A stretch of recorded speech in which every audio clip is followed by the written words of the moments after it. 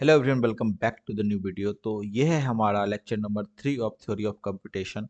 और आज हम लोग फाइनाइट ऑटोमेटा के बारे में पढ़ने वाले हैं। आज हम लोग कुछ सबसे पहले जो है हिस्टोरिकल एस्पेक्ट्स देखेंगे थ्योरी ऑफ कंप्यूटेशन के। उसके बाद थ्योरी ऑफ ऑटोमेटा क्या होता है या फिर फाइनाइट ऑटोमेटा क्या होता है उसको समझने का प्रयास करेंगे। Then components of finite automata पढ़ेंगे, कंस्ट्रक्शन किस तरह से किया जाता है फाइनाइट ऑटोमेटा का उसको देखेंगे, टाइप्स ऑफ फाइनाइट ऑटोमेटा को देखेंगे। तो सबसे पहले हम लोग हिस्ट्री के बारे में जानते हैं। तो 1936 में एलन ट्यूनी ने इंट्रोड्यूस किया था ट्यूनिंग मशीन को। उसके बाद जो है नोम्स चोम्स्की, जिसने कि चोम्स्की हायरार्की दिया, जिसमें हम लोग चार टाइप्स ऑफ ग्रामर को देखते हैं: type zero, type one, type two, type three.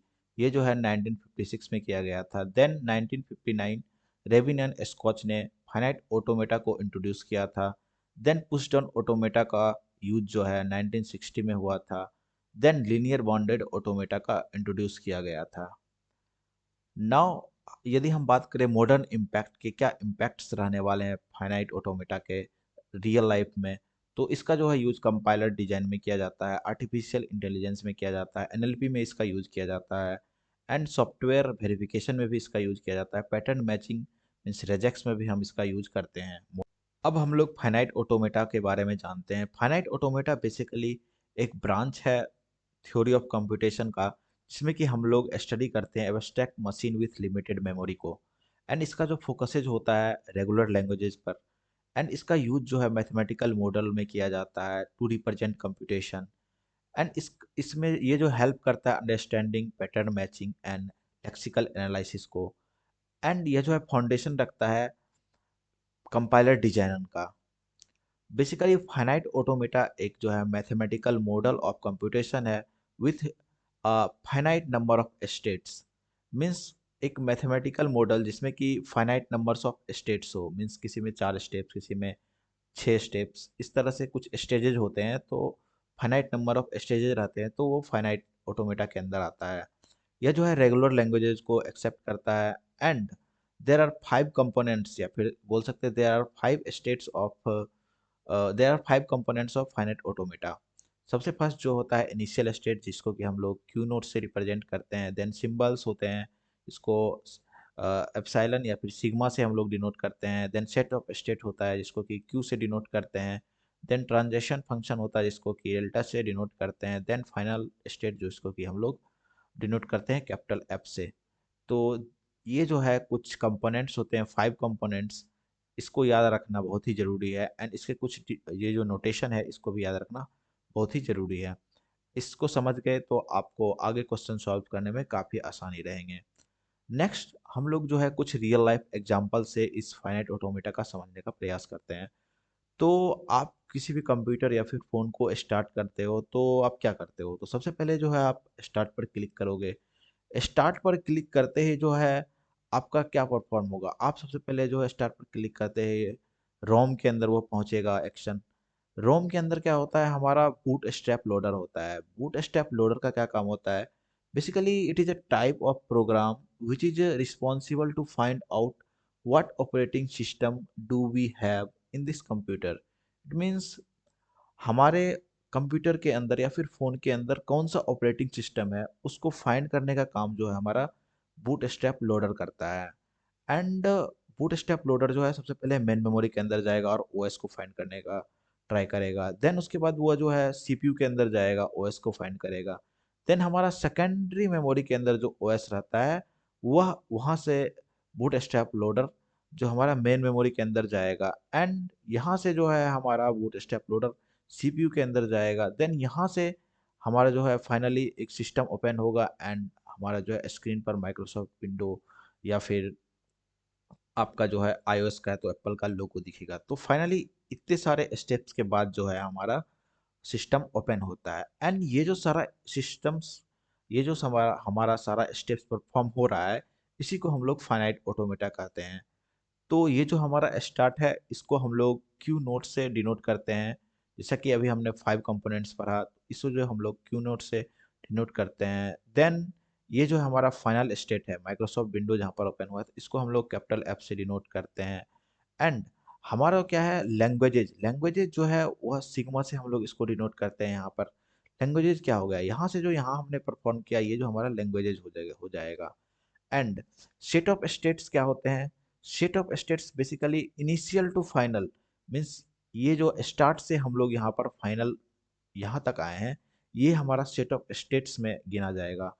यहाँ पर जो है एवरी एक्शन जो फाइनल स्टेट का काम करेगा, मीन्स स्टार्ट से हम लोग रोम के अंदर गए, ये भी हमारा एक जो है फाइनल स्टेट हुआ। देन इस रोम से हम लोग मेन मेमोरी के अंदर गए, ये भी एक हमारा फाइनल स्टेट हुआ। देन हम मेन मेमोरी से सीपीयू के अंदर गए, ये भी हमारा एक फाइनल स्टेट हुआ। इसलिए हम लोग फाइनल स्टेट्स इसमें पढ़ते हैं। फाइनल स्टेट नहीं होता है, फाइनल स्टेट्स होते हैं, मीन्स बहुत, मीन्स मेनी स्टेट्स हो सकते हैं यहाँ पर फाइनल जो कि रहने वाले हैं।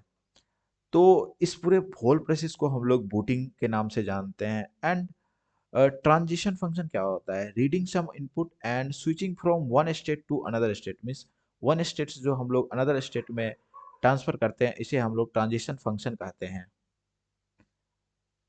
तो अभी आपके मन में कुछ क्वेश्चंस आए होंगे, like every process of A system is a finite automata. Booting जो है वो अल्सो जो है ये जो है फाइनाइट ऑटोमेटा है। एंड एवरी एप्लीकेशन, जितना भी एप्लीकेशन आता है फोन के अंदर या फिर हमारे सिस्टम के अंदर, वो भी एक फाइनाइट ऑटोमेटा है। तो क्या आपको लगता है कि कंप्यूटर जो है ये भी एक फाइनाइट ऑटोमेटा है? तो जी हाँ, ये भी जो है एक फाइनाइट ऑटोमेटा है। कंप्यूटर को भी एक हम फाइनाइट ऑटोमेटा बोलेंगे। नेक्स्ट हम लोग देखते हैं कि कंस्ट्रक्शन जो है किस तरह से किया जाता है फाइनाइट ऑटोमेटा को। हम लोग स्टेट को सबसे पहले जो है डिनोट करते हैं एक सर्कल से। एंड इनिशियल स्टेट जो होता है वह हमारा जो है एक सिंबल्स होते हैं एंड एक सर्कल्स होता है, इससे जो हम लोग डिनोट करते हैं इनिशियल स्टेट को। या फिर सर्कल के अंदर जो है एक माइनस का साइन, इसे हम लोग इनिशियल स्टेट को डिक्लेयर करते हैं।